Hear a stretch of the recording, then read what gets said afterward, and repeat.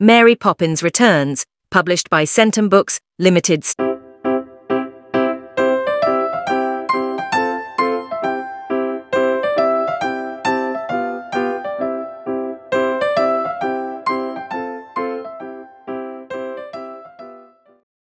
Starring Mary Poppins, Michael Banks, Jane Banks, Michael's sister, Jack the Lamplighter, Annabelle Banks, Michael's daughter, John Banks, Michael's son, Georgie Banks, and Jilly, Michael's son and Georgie's favourite toy giraffe. On an early winter morning in London in 1934, a lamplighter, or Leary for those in the know, started his day. The Leary's name was Jack, and each day he rode his bicycle through London, plying his trade and saying hello to everyone he passed along his route. Jack was often heard to be singing and humming as he lit or dimmed the lights, which made him popular with all on his route. Jack's route took him down a road called Cherry Tree Lane. Number 17, Cherry Tree Lane, was the home of the Banks family, including twins, John and Annabelle, and their younger brother, Georgie. The children liked to wave to Jack from their nursery window. Georgie always clutched his stuffed giraffe, Jilly, in his arms. The children's father, Michael Banks, worked at the bank. His wife, Kate, had died the year before, so he had given up his career as an artist. Michael's sister, Jane, often popped over for a visit. Jane had followed in their mother's footsteps and worked for charitable causes. One morning, two men arrived at the house to speak to Michael about some money he had borrowed from the bank. "Pay back the entire loan by midnight on Friday," Michael exclaimed. "That's more money than I make in a year. I couldn't possibly." Jane reminded Michael that their father had given them shares in the bank. "You could use them to pay off the loan," she told her brother. So the two of them decided to go and search through their father's old papers in the attic for the shares certificate. Unfortunately, the children had heard everything, and they were very worried. "Are we going to lose our home?" Georgie asked his father. "Of course not," Michael said, giving Georgie a hug. He then gave John some coins and sent the children off to buy groceries, while he and Jane searched for the bank shares certificate. The children crossed through the park to the grocer's. Georgie had run ahead, but no one had noticed that the wind had picked up and that clouds were closing in above their heads. Georgie found a kite and flew it high into the air. The wind was strong, but Georgie held onto the string as it almost carried Georgie away with it. The kite continued to soar higher and higher into the sky, disappearing into the clouds. Jack was in the park too. He raced to help Georgie as John and Annabelle ran across the grass to rescue their little brother. Jack managed to grab onto the string and pulled Georgie to the ground. Suddenly, the sky calmed. As the clouds parted, a woman appeared high in the sky, holding onto the tail of the kite. She carried a carpet bag in one hand and clutched an umbrella under her arm. As she slowly floated down to the park, Jack recognized her. "As I live and breathe," he said. It was Mary Poppins. Jack had known her since he was a child. The amazing thing was that she looked exactly the same now as she had then. Michael and Jane couldn't believe who the children brought back to the house. "Mary Poppins used to be our nanny," Michael explained. "She'd arrived on a windy day when he and Jane were children. Both of them remembered their visit from Mary Poppins as a wonderful experience." "What brings you here after all this time?" Jane asked Mary Poppins. "The same thing that brought me the first time," Mary Poppins replied, "to look after the bank's children." And with that, Mary Poppins jumped up onto the banister, slid all the way up and into the nursery. Michael and Jane searched the attic and their father's old belongings, but they were unable to find the shares certificate. So Michael and Jane went to the bank to see if the bank had record of their shares certificate. Mr. Wilkins, the head of the bank, told them that there was no record of their shares certificate. If they couldn't find their copy by the deadline, the bank would take their home. Mary Poppins and the children discovered that Michael and Jane had made quite a mess when they were searching, so they cleaned the house. As Georgie took out an old rubbish bin, he spotted some of his father's old drawings, and he decided to use one to patch up the old kite he had found. John had an idea. If their father couldn't find the shares certificate, perhaps they could sell some valuable trinkets from around the house to raise some money. John took a painted china bowl from the fireplace mantel. It had a painted illustration on it showing a horse and carriage in the park.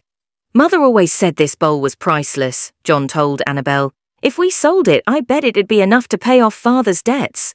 That's a terrible idea, said Annabel, who couldn't bear the thought of parting with the bowl.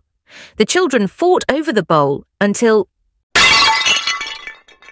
When they picked it up, they were horrified to discover that a wedge-shaped piece had broken off the lip. Suddenly, the children heard two strange voices, which seemed to be coming from inside the bowl. Jack and the children were shocked and confused, but Mary Poppins didn't seem stunned in the slightest. She also wasn't surprised to find that the illustration on the outside of the bowl had changed. There was now a wheel broken off the carriage. Mary Poppins told the children they had no choice but to travel into the bowl and fix the wheel. The twins didn't believe that was possible, but Jack knew that when Mary Poppins was around, everything was possible.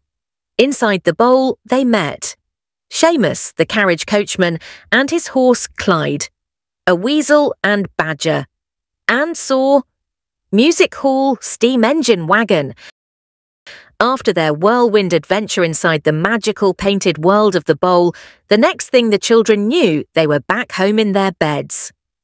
"I don't want to lose our home," Georgie said as he hugged his giraffe Gilly. "I miss Mother." Mary Poppins told the children that nothing was ever truly lost if it lived in your heart and memories. She pointed to a shining star outside the bedroom window. "Whoever you're missing might even be smiling down from that star, watching over you as you grow up," she said. And with that thought, the children fell asleep. The next day, Mary Poppins and the children had an errand to run. Jack offered to give the group a lift on his bicycle. The twins and Mary Poppins sat on either side of the ladder. Georgie sat in the front basket, and off they went. The errand they were running was to fix the china bowl. Mary Poppins said she knew someone who could fix it, and that person was her cousin, Topsy. Topsy was Mary Poppins's second cousin and the owner of Topper-Trepelovsky's Fix-It shop.